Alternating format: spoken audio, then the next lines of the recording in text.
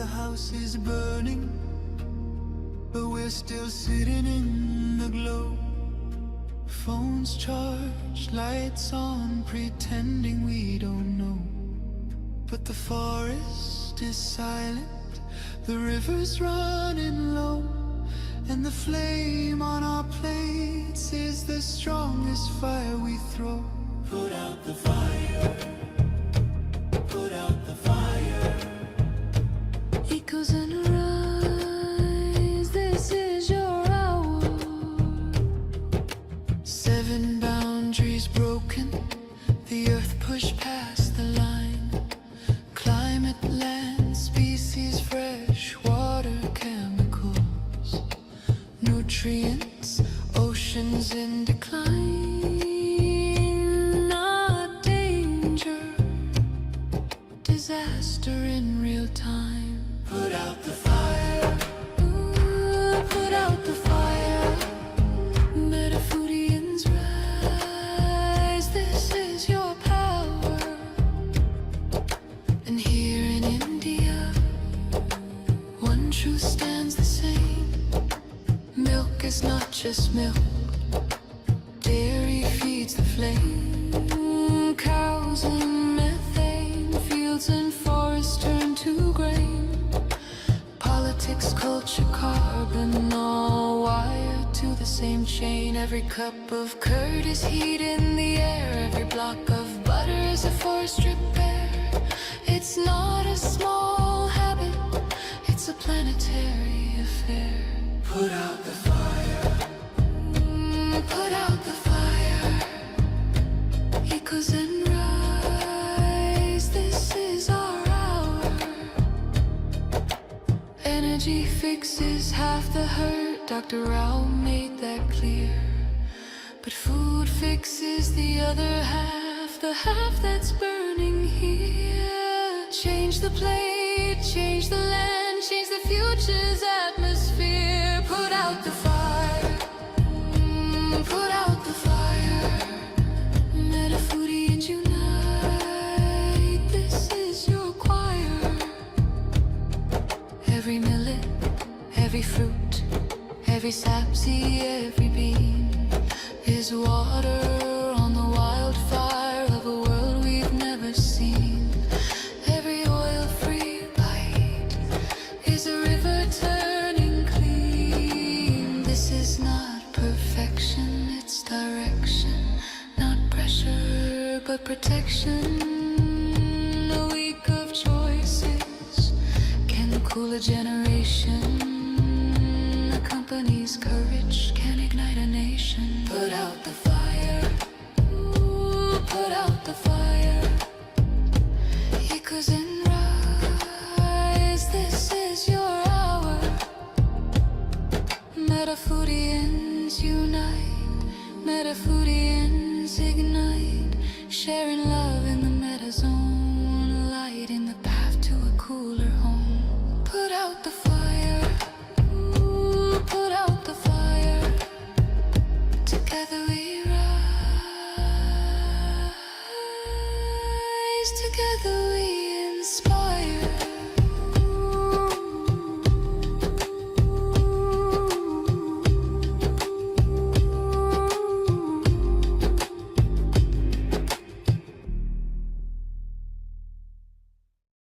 Welcome to the Planet B podcast, where truth, transformation, and faith converge. Join us as we flip the script on ecological despair, guided by Dr. Sailesh Rao's vision for a compassionate, rewilded vegan world. Let's begin the journey to the greatest transformation in human history. Hi, everyone, and welcome to episode 22 of the Planet B podcast, the self-transformation. Dr. Rao, thanks for being back once again. Well, thank you for hosting this. It's a pleasure. It's a pleasure. So please, if you don't mind, let's start with the opening quote. Yeah, the opening quote is by the former president or director of the World Health Organization, Dr. Margaret Chan. And she said, "A healthy planet and healthy people are two sides of the same coin." Basically, self-healing and planetary healing are tied together. So if you want a healthy planet, if that's your objective, then we need to make sure that all human beings are healthy as well.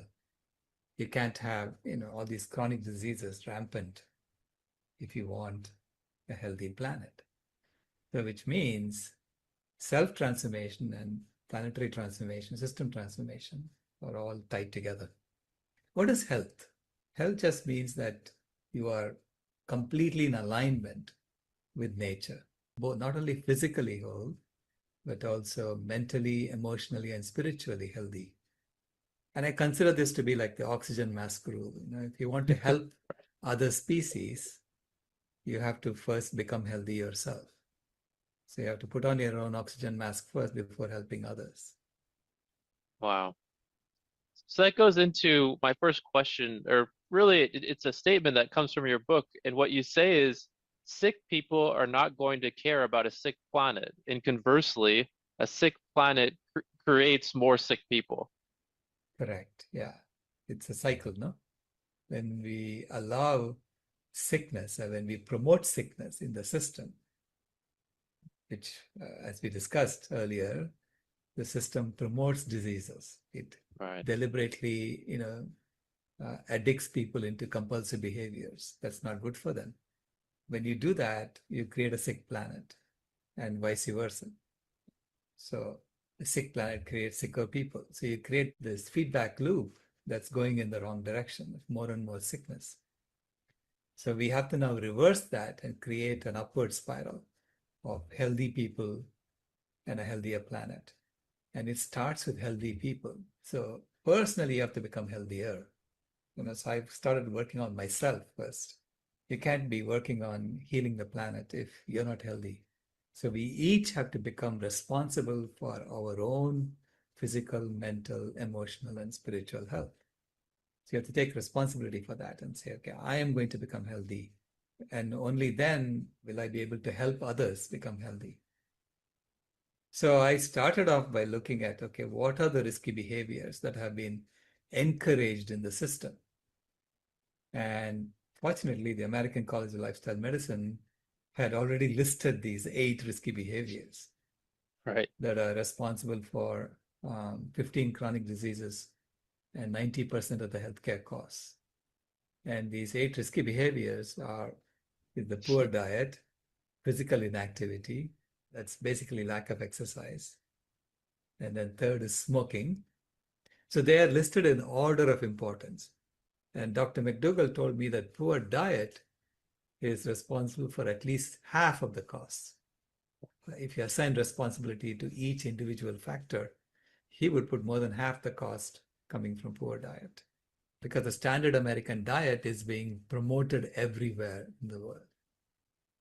And the standard American diet, the SAD diet, is a diet that promotes sickness in people. And Americans are being exploited, right, by the system. And the system is saying, okay, if we want to grow, everybody needs to be like America. Every country needs to be like America. So the standard American diet is being promoted everywhere.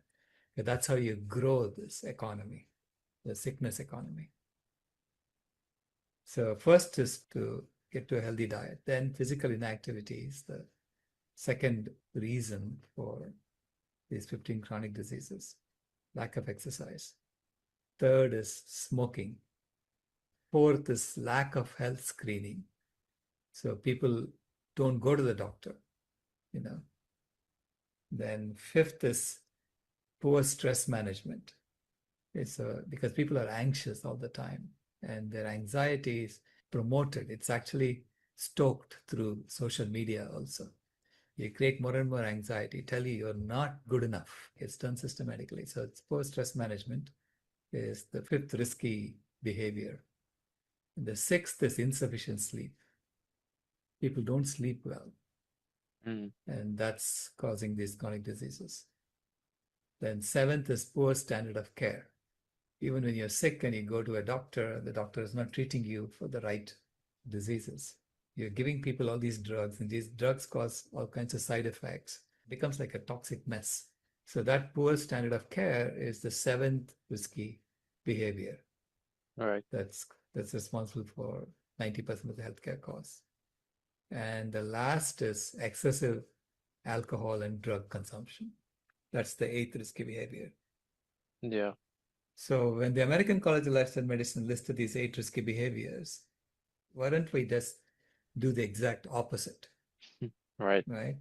And it turned out that it's similar to the 6 pillars of lifestyle medicine, what you get when you do the exact opposite. Where are those 6 pillars from? The American College of Lifestyle Medicine has the 6 pillars of lifestyle medicine. First Okay. is nutrition. So everyone should get proper nutrition. Second is physical activity. The third is stress management. So knowing how to deal with stress. Fourth is restorative sleep. And then fifth is social connection, what they call social connection, which is having a good community support. And sixth is avoidance of risky substances. All right. So these are the 6 pillars of lifestyle medicine. And lifestyle medicine doctors are trained to help their patients, manage these 6 pillars. But it turns out that if you take the 8 risky behaviors and do the exact opposite, you get not only the 6 pillars, you get 2 additional pillars. You get from poor diet to healthy diet. So that's the nutrition pillar.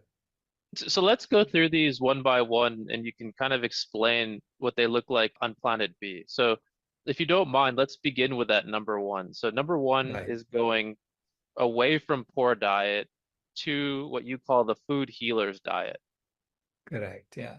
So I call it the food healers diet because it's a whole food, plant-based meals that are nutritionally balanced.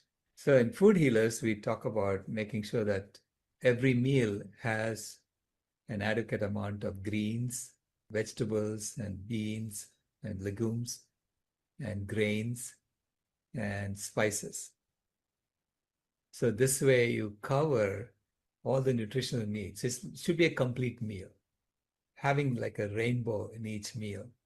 When something tastes good, I mean, people think it's maybe from oil or, people are addicted to cheese and animal meat, but what really makes us feel satiated when we're eating these, delicious whole food plant-based meals? Yeah, see, naturally, our body seeks out things with salt, or things with oil or fat, because these are rare, in Mm, nature, right? So seeks it out and says, oh, wow, let me just store that because I may need it, right. right? So think about eating nuts in nature. Like if you have to eat a walnut, you have to first break the shell Yeah, and then eat the inside. So how many walnuts could you possibly eat? it's a lot of work. It's a lot of work, right? So this Yeah. is why, when we see an abundance of that, our body craves it. And Mm, unfortunately, the corporations are using that natural phenomenon that makes our body seek out those things. The corporations are using that to sell more of their products because that's the system we have created. It's not their fault, okay? We created a system saying that you have to keep growing. right. And to keep growing, they're going to want more and more people to consume their products. Yeah. So which means they'll figure out how to make you buy it, make you consume it. So loading up foods with oil and salt and sugar makes us consume more of it. Yeah. Because even sugar, our body seeks it out because, ripe fruit is rare. When the fruit Yeah. is ripe, you better eat it, you know, right? So in nature. So this is Yeah. why, we have that in our systems. We get satiated from a taste perspective when we exercise every part of our tongue. Mm, So you have to have a combination of sweet, sour, astringent, all of the taste, like even a little bit of bitter.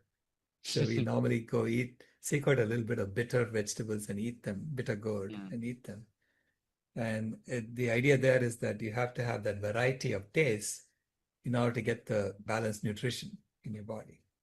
But we are satiated in our stomach when we fill our stomach with fiber mostly. you look at how much food you can eat in terms of volume.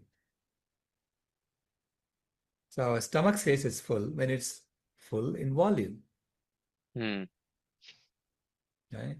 Now, if you eat oil, fatty substances, a lot of that, then when you fill your stomach, you would have eaten a whole lot more calories than you really will be using. And that excess calories in the form of fat gets stored. So when you eat food without fiber, fiber has no calories whatsoever. It's basically food for your bacteria in your stomach. Hmm. Okay. So it keeps your gut microbiome healthy, which is why you have to eat fiber. And since fiber has no calories, it has volume and it fills up your stomach without increasing the total amount of calories you're eating. Right. This is why when you eat vegetables and fruits, you don't put on weight. Like you put on weight with fat, but if you eat a lot of sugar, that sugar has a lot of calories, so that then all the fat can be stored. Hmm. So this is why when we eat processed foods with a lot of sugar, you put on weight, and you think it's the sugar that's caused the weight, but it's not the sugar; it's only the fat that you store. All right. And that's why it's important when we even transition to a fully vegan diet that we're focused on the whole food, plant-based Correct. foods. Correct. Yeah. Whole foods, plant-based, and lots of vegetables and greens and fruits so that you fill up your stomach with fiber. Yeah. That's wonderful. So let's go on to number two. So number two is moving away from physical inactivity and moving towards regular exercise or yoga asanas. Right, yeah. So it turns out that we have slow movements. That's when we exercise our body better. Hmm. Okay. It doesn't have to be really rapid movements. So slow movements, like yogasana is go through these different poses. So I normally do a sun salutation every morning, which is 10 different poses that exercise. They basically compress and expand every part of your body. So Good way to you're start. exercising. You're basically exercising all your joints and all your Hmm. muscles. Right? Yeah. And then I do 10 sets of those poses. And then I hold one pose for 6 minutes, which is the plank pose. Hmm. Okay. And that builds the core muscles in my body. So I noticed that it not only builds the core strength physically, it also builds the core strength mentally, emotionally, and spiritually, Hmm. right? Because holding a position for 6 minutes, it's mental torture, okay? So Especially which the means if you, last 2 minutes, right? The last 2 minutes. right, because your mind is saying, why do you have to keep doing this? And I said, no, you do it because I am your boss, not the other way around. Yeah, because the funny thing is though, if you let that mind be your boss, then the sugar and the nuts and all that stuff, Right, you're eating that too. correct, yeah. Oh So dear. it's good exercise, when you hold a same pose for a long time. It's good mental exercise as well to tell your mind that you are the servant of the heart, not the other way around. That's beautiful. Okay? Yeah. Right? So it builds that mental strength and also it builds the emotional core Yeah, because you're able to maintain equanimity going through that every day. that's Right? wonderful. Yeah. So that's the second thing. Physical activity has to be done on a regular basis. So I spend 12 minutes doing that every day. So 6 minutes for my 10 sets of sun salutations and 6 minutes for the plank pose. That's wonderful because it's not long. You get it done at the beginning of your day so you can kind of check it off and then I think it puts you in a good mind state for the rest of your day as well. Absolutely. Yeah, absolutely. Wonderful. So let's move on to number three. So number three is let's not smoke, moving away Right. from smoking and moving to conscious breathing in pranayama. Yeah. Pranayama is slow breathing. Again, it turns out that when you do things slowly, you're basically raising the awareness and you're being present in your body, right? So when I do the yoga, I take slow breaths for every pose. So if it's a stretching pose, I take an inward breath. If it's a compression pose, I take an outward breath. Right? So this way, the 10 poses are accompanied by slow breathing, Mm. right? And pranayama, it turns out this slow breathing, so conscious breathing, is a way to also raise your energy levels Mm. in your body. Because you'll notice when you breathe slowly like that, that normally you take only shallow breaths. And conscious breathing brings you into the present, slows down everything around you. Mm. So I suggest that's the opposite of smoking. And it is not there in the lifestyle pillars, the 6 pillars of lifestyle medicine, right? So that's the one addition that comes in when you take Yeah, which this is a and you wonderful. do the opposite. Now, from the fourth one, which is lack of health screening, I say it is regular health routines is the opposite of that. Eat right, do the exercise on a regular basis. So I do 12 minutes a day, every day. Okay, do the conscious breathing on a regular basis.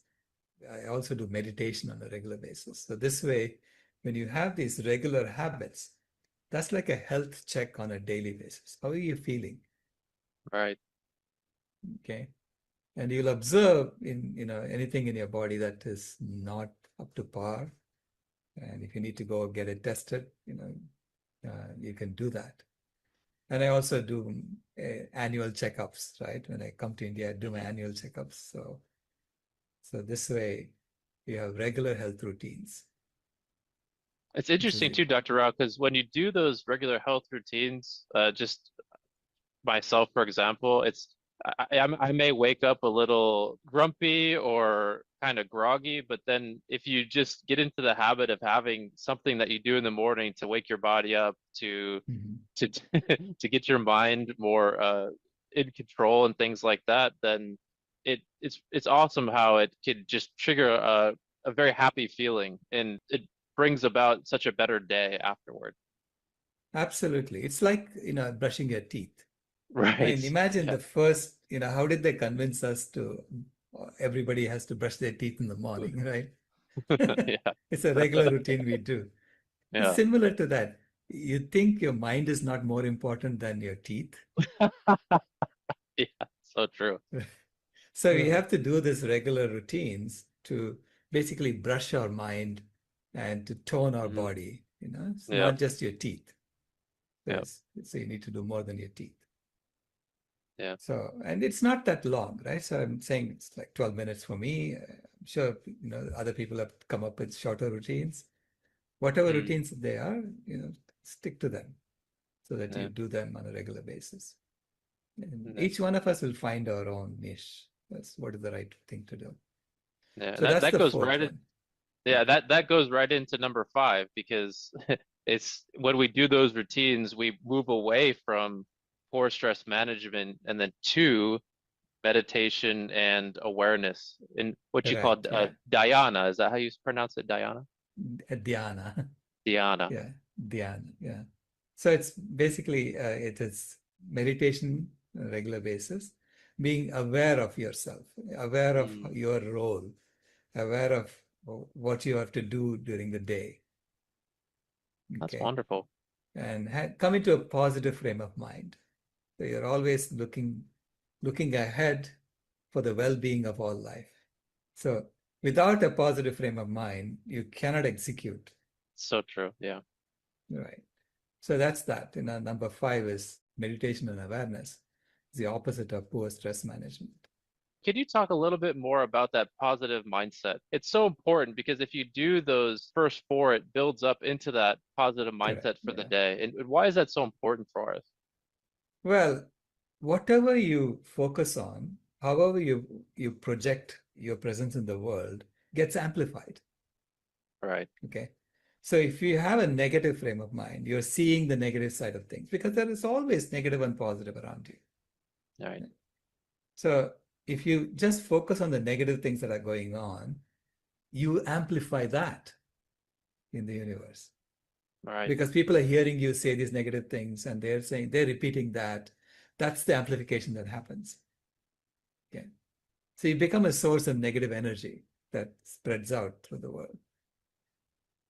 So I'd rather be a source of positive energy that spreads throughout the world. I'm looking at the negative side of what's going on. I'm looking at the positive side of what's going on. And I choose to promote the positive side of what's going on, right? I choose to promote the positive perception of things. Okay? Because then you're highlighting the good things that are going on, and then others will also highlight that, and that gets amplified. All right. So this is why it's so important, if you want a healthy planet, to show the positive side of all things that are going on around you. Yeah. But then you amplify the positive side of it. I mean, think about it. Our planet is amazing. Okay? It is. Despite everything we have done, despite all the chemical pollution we put into the environment, all of that stuff, there is still oxygen. There is still photosynthesis working. You still have access to water everywhere, right? And so life can still thrive. So why don't we take that and start cleaning up so that it's Right. easier and easier for life to thrive, so instead of highlighting the negative. So that's why I always try to show the positive side of things. Yeah, and I noticed, Okay. Dr. Rao, when you talk to even through these podcasts, when we communicate to be positive, to have hope, because that Yeah. positivity, as you said, it manifests out into the world, and then they become more interested in what you're saying as well. Yeah, people want to join a group that's fun, and joyful, who Yeah. are actually enjoying life, right? So, Yep. and that's what we need to become, right? A community that's having fun, constantly, helping life. And then the sixth one is inadequate sleep, right?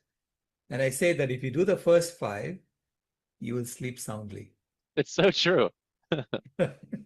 Automatically, you improve your sleep cycles when you do that. Of course, there are pathologies that people have to address, but just by doing these first five things, you'll sleep soundly. Right. Okay. Then seventh is poor standard of care. And the opposite of that, to me, is a sense of purpose. Right. Right. So if you have a sense of purpose, you have this mental stability because you know what you have to accomplish. Yeah. Right. And so you're motivated. So you have that life energy that's coming out and manifesting through you. And then the last one, excessive alcohol and drug consumption. Mm. And the opposite of that is contact with nature. Right. Yeah, because excessive alcohol consumption comes from a disconnection with nature. Disconnection not only with nature outside, but nature within you. Yep. Right? And so when you're comfortable in your own skin, you really don't need external stimulants Yeah. So true. to feel better. That's what I mean by contact with nature. It's contact with your own nature, with nature around you, and being aware of that. And you will feel it when you go to a forest. You'll literally feel like you won't need alcohol or drugs or anything, but then there is no need for you to get high. Dr. Rao, in chapter 22, you mention at the end that an altruistic sense of purpose towards an objective much larger than ourselves is foundational to human well-being on planet B. So what Correct. exactly does that mean? When you're serving others, as a species, if you're serving other species, or as an individual, you're serving others, you're a lot happier than trying to acquire for yourself. So you need to create a system in which serving others is normalized. And that's this kind of system transformation that we're working on in Planet B. So you have to create a system in which it's normal for you to serve others, right? And because that altruistic Right. motivation makes every one of us a lot happier. This I've found through personal experience. I have no doubt about that. But facilitating that, making it easy for people to do that, it has to come from within each one of us. Beautiful. We need to be able to give away our gifts. I think a famous person once said, I don't remember who said it, said, the greatest tragedy is how many humans die with their song still in them. What's wonderful, Dr. Rao, is that on Planet B, this systematic change, it puts at the forefold the ability for humans to utilize those gifts given by the divine to create this beautiful planet. Absolutely. We are called now to bring forth our gifts and to restore the planet, stabilize it and maintain it for the benefit of all life. Look how beautiful the planet is behind me, right? That's planet Earth. Wouldn't you rather heal this and clean it up and make this a livable planet than go off to Mars where there is no blue water? Yeah. So think about that, which is what this chapter is all about. So as we wrap up the chapter, is there any final message you'd like to share with our audience? Please remember that self-transformation, getting ourselves healthier, is the foundation of all systems transformation. The two go hand in hand. So it's a system in which each one of us is going to get healthier, because as we get healthier, we make the planet healthier. So I look forward to joining you on this journey. Well, thank you so much, Dr. Rao, and thank you all for joining us for episode 22. Next episode is extremely fascinating. It's one I hope everyone joins us for, and that is chapter 23, Busting the Protein Myth. So thank you all for joining us today, and we hope you join us again soon.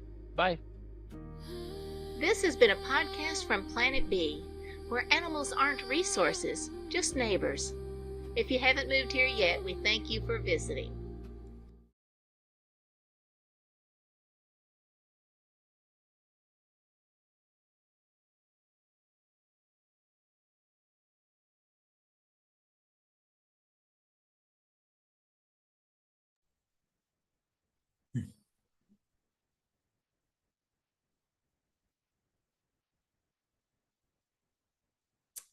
Go ahead, Brittany. In the book, at the end of the chapter, you talk about the altruism, and I was wondering how come you didn't specify which type of altruism this one is? Which type of altruism? Yeah.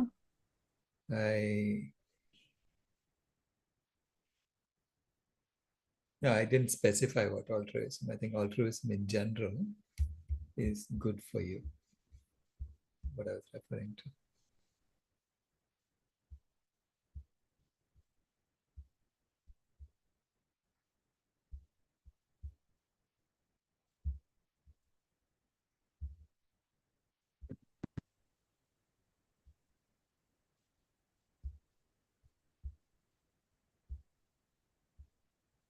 Am I up next?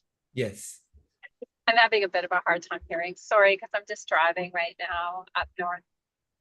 A few things I thought about with this podcast. A few years ago, when I was teaching a lot of nutrition, I developed a HEAL protocol, and I think it's a really powerful protocol for us for healing. And so the acronym HEAL, the H stands for hydration and homeostasis. The body is always producing, like, I think every few seconds we produce over 200,000 chemicals. So we have this amazing pharmacy within us, and it's always trying to maintain homeostasis. And most of us are chronically dehydrated.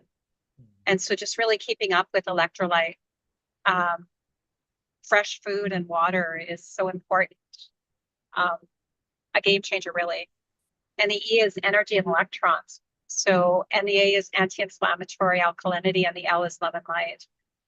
And I think about what you said is hold the awareness. But one thing I've found, and I know, being in community, especially getting excited and having a lot to do, is, one of the words that came to me when you were speaking was sacred soma. So the soma is like the felt sense of our body, right? Of our beingness. And it is really challenging to stay connected to our soma, to what's happening within us and around us all the time. We've often been trained to focus externally. And so, I really feel with the transformation of self, the importance of really being connected with our soma, just really connected with, because a lot of times I ask people, are you drinking water? They're like, no, I forget. And it's because we're not even really paying attention to ourselves. And I think that's such a challenging thing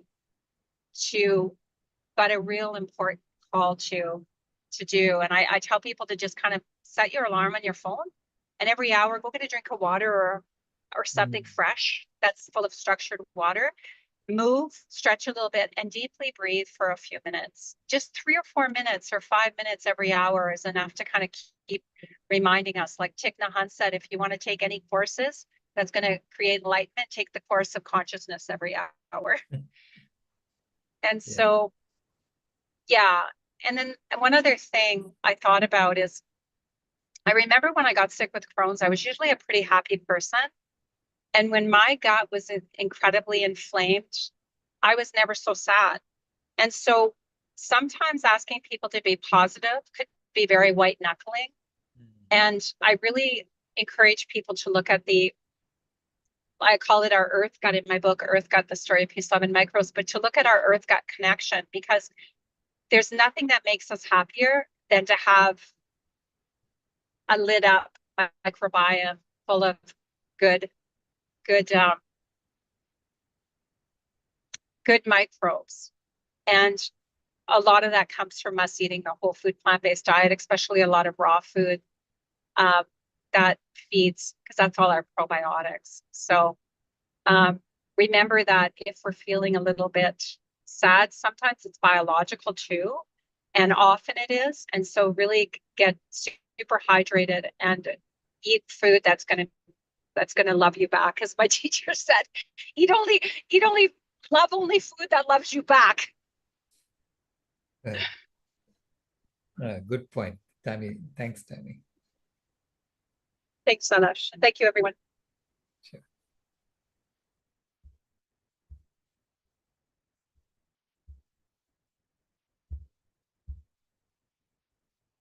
Brittany, can Toby go first? Do you ask? Yeah, I'd like to go last. Sure, no problem.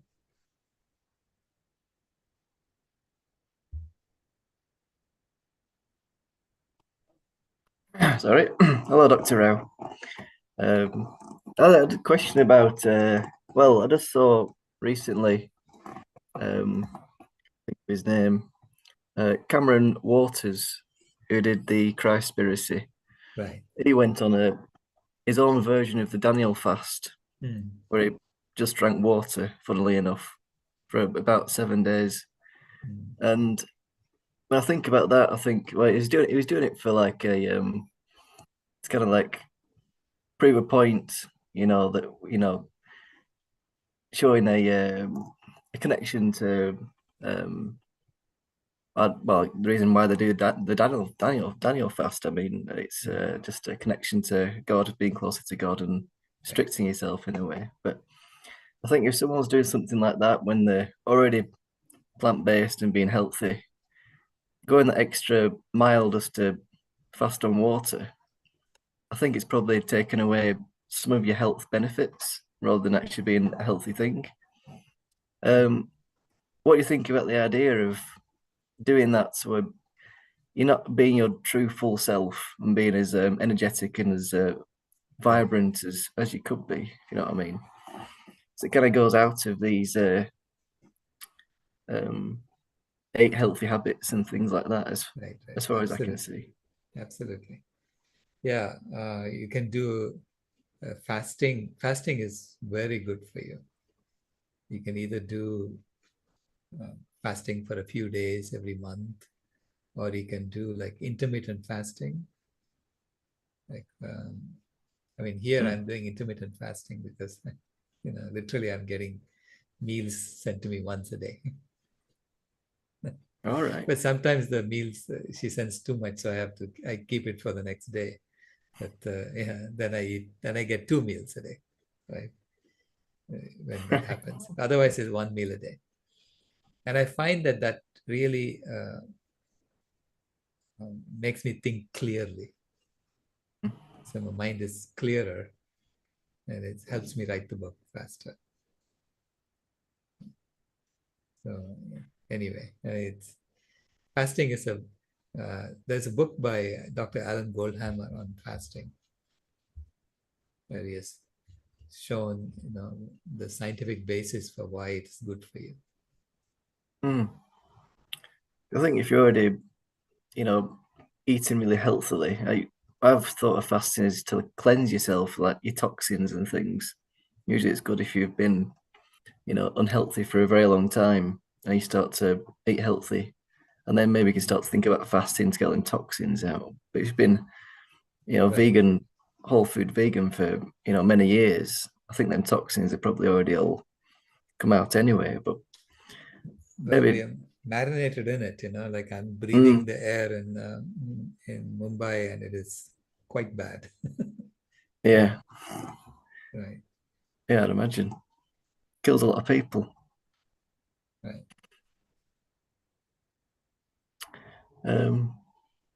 Yeah, that's my only point really. It's just an interesting thing to see him do.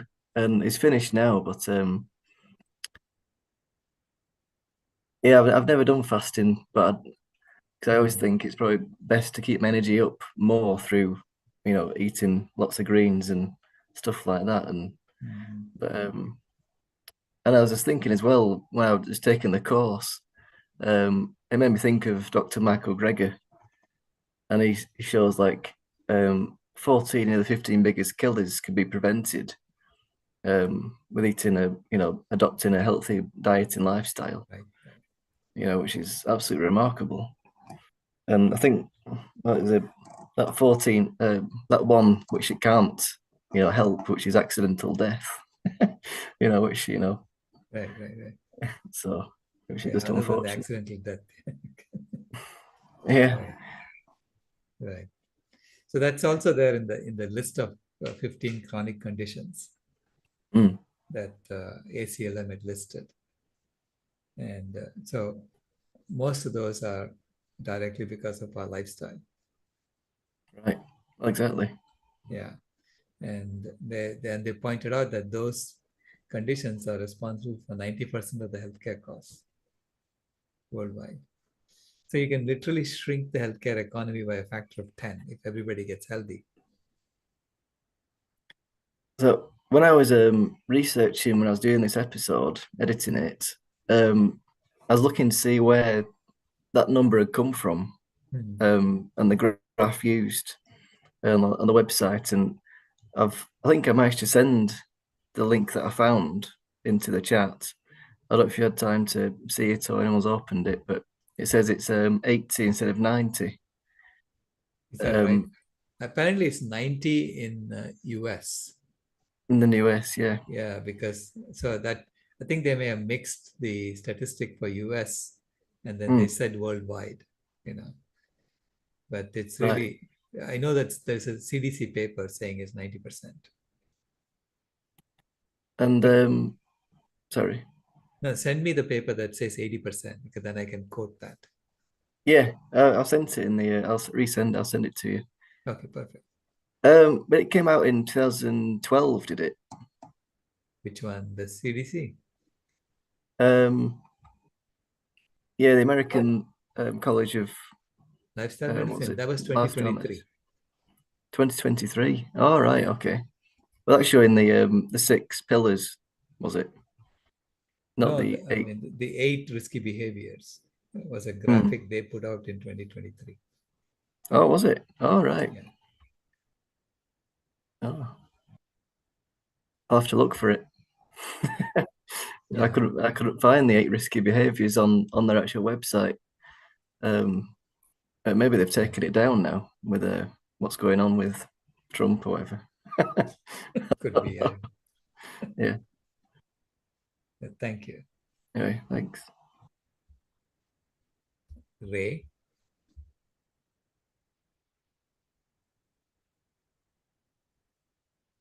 Thanks for this message, Dr. Rao. It's an important message for those reaching the people around us who are reluctant to move towards something new, because we have a natural caution of, what's going to do, right? What are the unknown effects? And it feels like responsibility in addition to our existing burdens. But if you ask people if there's something that they would move away from, then you've got a conversation. You got lots of feedback of what's wrong in the world and what needs correction. I was thinking that the Pleasure Trap is a book by a couple of doctors, vegan doctors, that focuses entirely on the motivational triad. And we're kind of all around that. And but that's described as we move towards pleasure, away from pain, and we conserve energy. The first are obvious as everything. You almost don't even need to say it. But that third one of conserving energy is a fascinating one, because it has so much of the effects of what happens in the world. And I think our systems that want to preserve themselves are very aware of that instinct, that everybody just wants to keep their head down, mind their own business. And hey, those vegans, they can keep their head down, mind their own business, and keep their mouth shut, because I'm tired of listening to them, and because they're telling me that I have to do something different. But the thing that we want them to do different is going to fix all the things that they find wrong in the world. They don't want to believe that, as much as we say it. They will eventually discover that this is true, because the truth isn't going anywhere. Right. And it's two sides of the same coin, and sometimes you have to turn the coin and talk about the other side in order to motivate people. Yeah. I wonder if that's an aspect that would be worthwhile incorporating into these presentations, or do a future podcast about the motivational triad. Yeah. I think I did write about it in the book. I don't remember which chapter, because I remember researching it. And it is, we don't realize that a little bit of supposed pain, even the Buddha said, change is not painful. Resisting change is painful. We don't realize that. We are resisting change, because basically nature is saying, if you do this, you'll be healthy. Come along. And we are resisting that. We are fighting her. And that's painful. And then that's a powerful thought for. Yeah. Sorry, that's a powerful thought for vegans. We have a moment, and we often talk about when we decided to go vegan, the pathway to going vegan, how long that path was, or how short that path was. And that's an exercise that we can always go back and think of the forces that were at work. And the resistance to changing was more painful than the actual changing. That's absolutely true for me. I don't know if anybody else wants to weigh in on that. Right. That's Buddha. Buddha's observation was that. He said change is not painful, but resistance to change is painful. Yeah. The pleasure trap is also an aspect that I think about all the time in the context of food and what it is. The pleasure trap that's set for us is that narrative that says that food, it has to be entertaining. It's part of your identity. When food is part of your identity, you can't change it. Correct. Unless you're willing to that new identity, you're ready for that new identity. I've heard people who either refuse to be vegan or have quit being vegan because they don't like the definition of vegan. They don't like the belongingness of what veganism is. And yet they quite frequently are eating a whole food plant-based diet, or at least not eating any animals.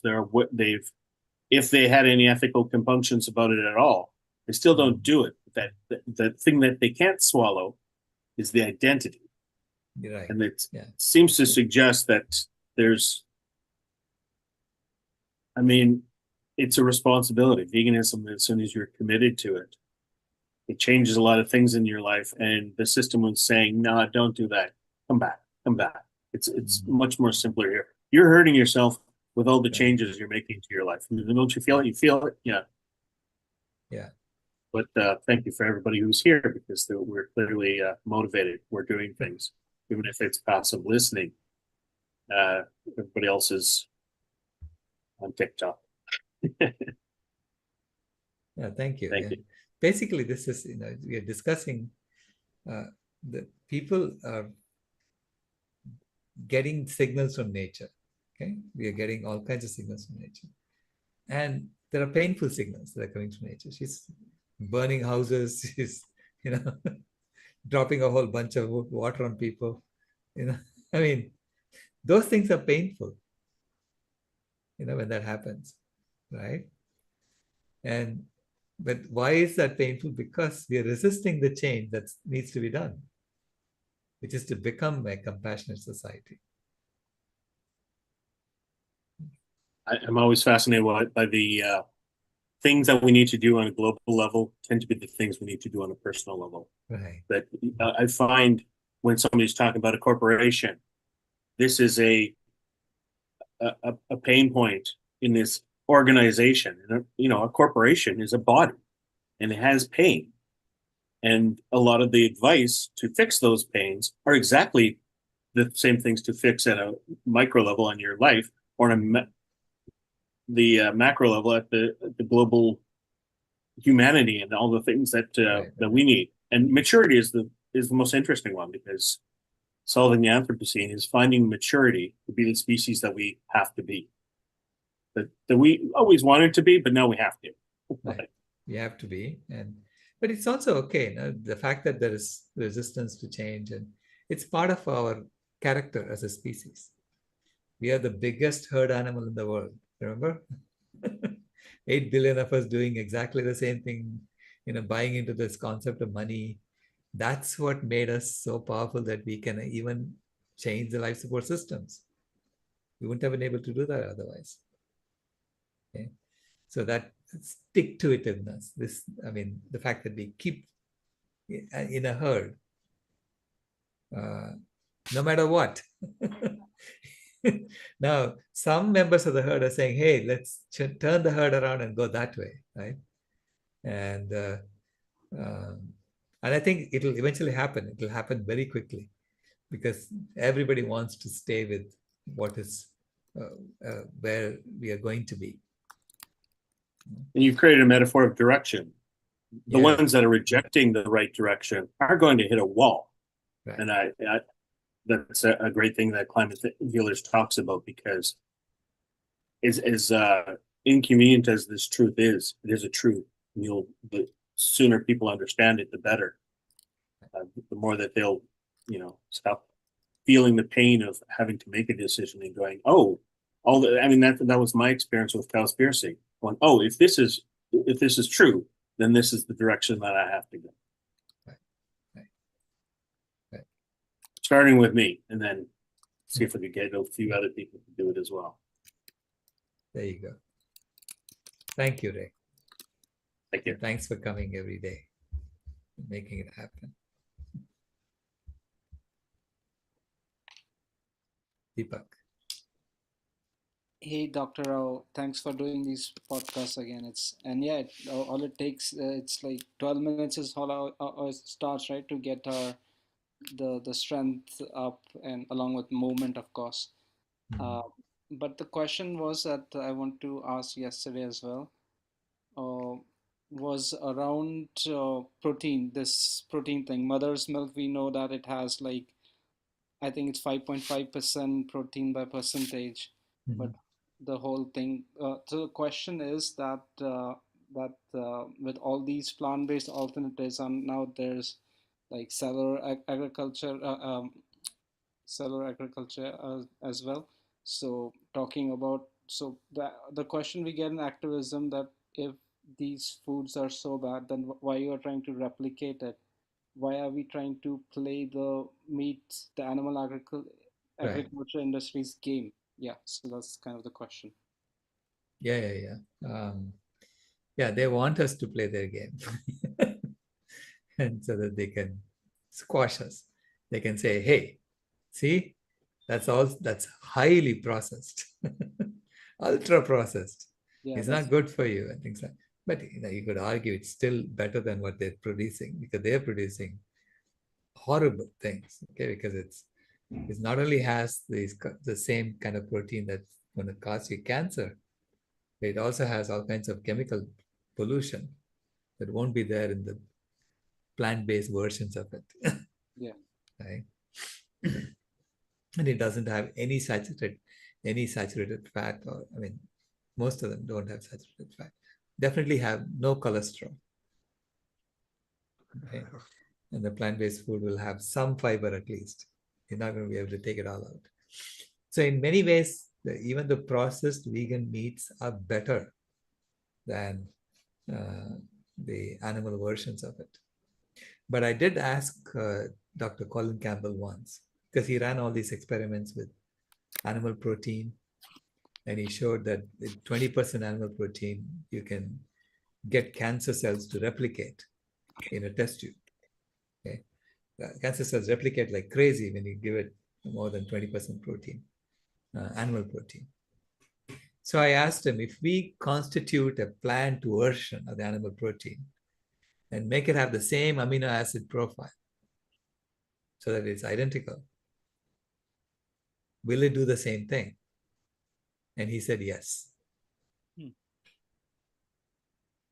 So we go through all this trouble to make plant food taste and have the same nutrition profile as animal food, just so that we can get cancer. So makes no sense, right? Yeah, maybe choose keep food as function and choose something else for entertainment, maybe that's, or just focus on our life purpose so we don't sort of dull ourselves with food. That's another option. Yeah. And I mean, we are the ones who need the least amount of protein. We don't really need even 30, 20. Apparently, the World Health Organization recommends 6% of our calories should be protein. And Doug Graham is saying 10%. Now, of course, that's for the normal people, 6%. If you are a weightlifter and you are trying to build muscle, yeah, I mean, you need to eat more protein. Okay. We're not saying, but then we don't have to take that person's diet and make it standard for everybody, because our body has to remove the excess protein that we're eating. Okay? And it takes a lot of effort to do that. And you need to drink a lot of water to do that, because it has to turn it all into uric acid and send it out the urine. Yeah, one thing that Doug Graham says, if you eat more calories, which you will do if you're a weightlifter, then anyways the grams of protein will go higher. So I think, right. Yeah, thank you so much. Thank you, Deepak.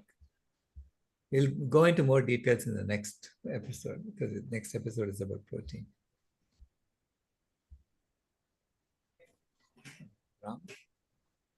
Yeah, I have a quick question. It's about spices. I noticed you used that word. So, as far as local use or where you're coming from, of course, in Holland, they went especially east to get all these spices because that is not possible in Holland. But my question is about health. Is it healthy for people who come from the West, to eat a lot of spices, or is that just more for people who are originally coming from the East? We all came from Africa, Binaka. We all had access to spices until some of us went to Europe and didn't have access anymore. So yeah, but I'm talking about health. I know, right I have now? twice too. Spices have a Really? lot of micronutrients that Okay. you need. And uh, so this is why, we were trading in spices, right? The spice route has been going on for thousands of years. Yeah. Yeah. And Yeah. people have Oh, been trading on that. Yeah. okay. Because my daughter-in-law is from Malaysia, Hmm. and she uses norms. Everything is too spicy for Too for spicy. Okay. Yeah. so that's why it's sort of like a family thing here. Right, right, So, right. No, I'm when you say spicy, then you're referring to just chilies. yeah. Okay. Yeah. I'm not saying you should eat a lot of chilies. And, Okay. yeah, Okay. that is whatever you can taste. That's for Okay. taste. Yeah. But Yeah. Yeah. Yeah. you need to eat the other spices like Okay. cumin and turmeric, and these are good for you. Yeah. Yeah. Yeah. Thank you. That's really very helpful. Yeah.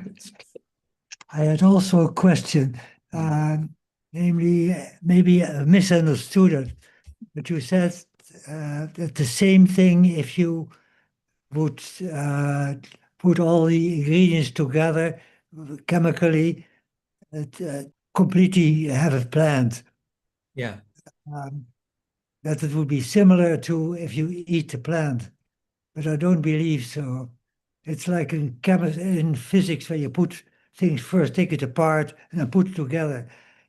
The spirit or whatever it is not there anymore. So there must be a big difference actually between them. Now, I was repeating what Colin Campbell told me. I asked him this question. If you make a synthetic protein that is identical to casein, he was using casein as the protein for his experiments. So he would give 20% protein in the form of casein, and he could get cancer cells multiplying in the laboratory. Below 20%, they don't. It's very funny, It's like you see a very steep rise in the multiplication of cancer cells around the 20% range. So if you give it 10% protein, they don't do that. And then 20% of plant protein, it didn't do that. Okay. And the plant protein, he was using some plant protein, some bean protein or something like that. So I said, instead of the bean protein, if I gave you a constituted version of the plant protein that's like casein, because you can make something like casein in the lab with plants. With processing, you can make it. And he said, no, then it'll behave exactly like the animal protein does for multiplying cancer cells. Yeah, but otherwise you say it's the same thing if you prepare food. If you do it with love and with interaction, the food will be much better for you. It's the spirit also what comes in there. I see. Yeah. So that's so this. I think it's very important. Right. I hear you. I hear you. Yeah, okay, good. Thank you. Yeah. Toby?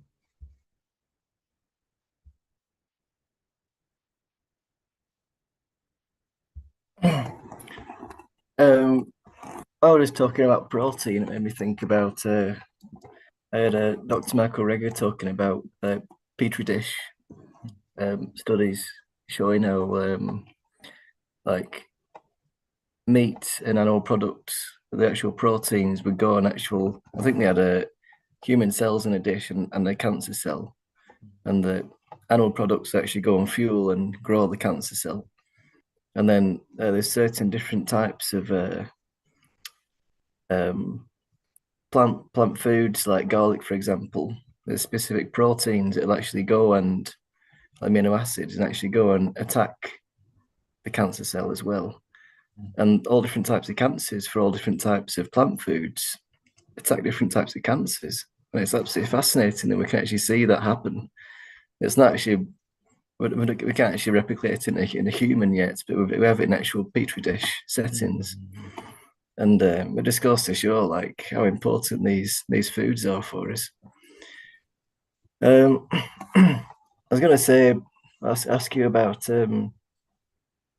What do you think one of the reasons could be for people who don't like to associate the idea of veganism with climate change or environmental impact? Even vegans really don't like to associate it too much. Yeah. Their main objective is to focus on animal rights and things.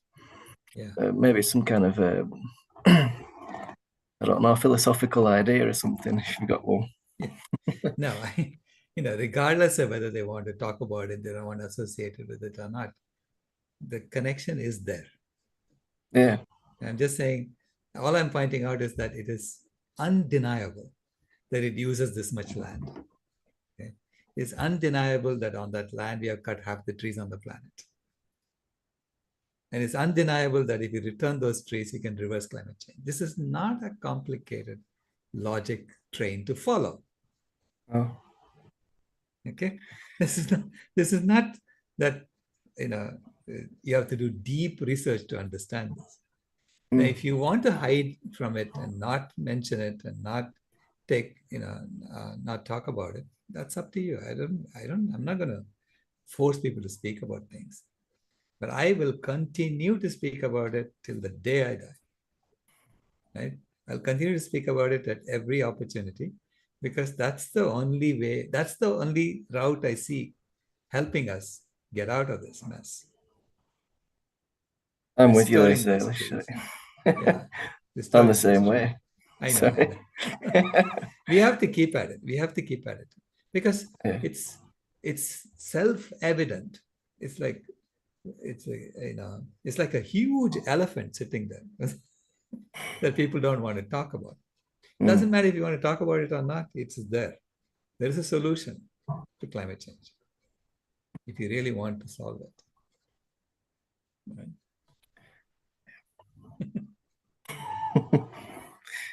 Yeah.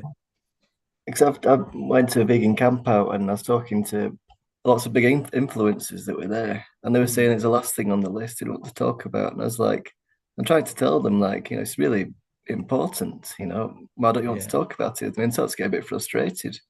So I was like, yeah, it brings a sense of urgency to this vegan movement. Okay. Yeah, exactly. Yeah, and you're missing out on that because the other thing, ethics. I understand the ethics argument, and I know that it's horrific what's going on. We are monsters to the animals, but people can say, well, we've been doing that for 15 years. 10,000 years. What's the hurry? This one, there's a hurry. You're hitting a wall right there. I think they're missing the idea that all the animals that are dying, wild animals that are dying at the same time as these farmed animals, it like triples it even more. I don't know, tenfold or something.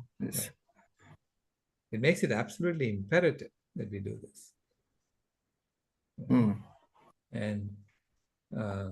And that's the reason why I'm saying it. We're going to be largely vegan by the very, very soon, because we have no choice. Yeah, you can say, I don't want to hear it, I don't want to talk about it. You're missing out on the fact that you have no choice but to do this. Yeah. I wish the vegan movement would be more educated on this, because it's not that hard to understand. If you can get on the vegan camp out, because they were saying they would have me on, but I wasn't prepared really to. I was just about to take the course on climate healers. I wanted to have something to back me up. But if we can get on there on this one of the main stages talking about it, I think we could get a lot of people go, and you're making a lot of connections too. But I'm happy to do that. When is it? When is the vegan camp out? Yeah, when it was. I think the vegan camp out. It's July, I think. July, end of July, I believe. UK. When?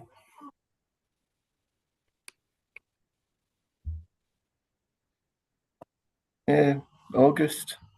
July, August? Okay. Maybe it's July or August, yeah. We are already planning something in Bangladesh around that time. So maybe I'll come back to vegan. You can get tents up and stuff as well. So we can have like a, climate healers tent and everything. That'd be really cool. Have a little climate healers party. Let's do it. Let's do it. We have to go all out this year. Yeah. I'm there. Yeah. Cool. Thank you. Thank you.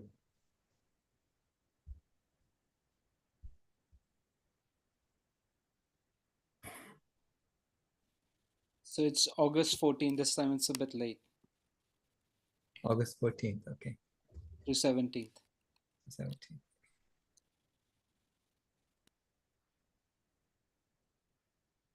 All right. Amit?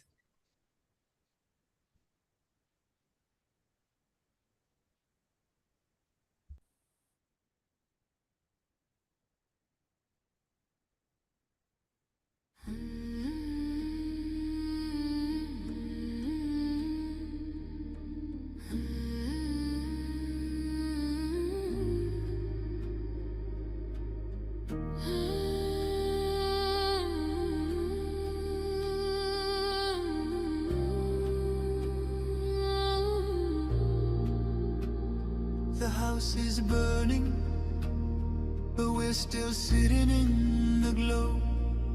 Phones charged, lights on, pretending we don't know. But the forest is silent, the river's running low, and the flame on our plates is the strongest fire we throw. Put out the fire, put out the fire. Echoes and rise, this is your hour. 7 boundaries broken, the earth pushed past the line. Climate, land, species, fresh water, chemicals, nutrients, oceans in decline. Not danger, disaster in real time. Put out the fire, ooh, put out the fire. Metaphorians rise, this is your power. And here in India, one truth stands the same. Milk is not just milk, dairy feeds the flame. Cows and methane, fields and forests turn to grain. Politics, culture, carbon, all wired to the same chain. Every cup of curd is heat in the air. Every block of butter is a forest repair. It's not a small habit, it's a planetary affair. Put out the fire, put out the fire. Echoes and rise, this is our hour. Energy fixes half the hurt, Dr. Rao made that clear. But food fixes the other half, the half that's burning here. Change the plate, change the land, change the future's atmosphere. Put out the fire, put out the fire. Metaphorians unite, this is your choir. Every millet, every fruit, every sapseed, every bean is water on the wildfire of a world we've never seen. Every oil-free bite is a river turning clean. This is not perfection, it's direction. Not pressure, but protection. A week of choices can cool a generation. A company's courage can ignite a nation. Put out the fire, ooh, put out the fire. Echoes and rise, this is your hour. Metaphorians unite, Metaphorians ignite, sharing love in the metazone, lighting the path to a cooler home. Put out the fire, ooh, put out the fire. Together we rise, together we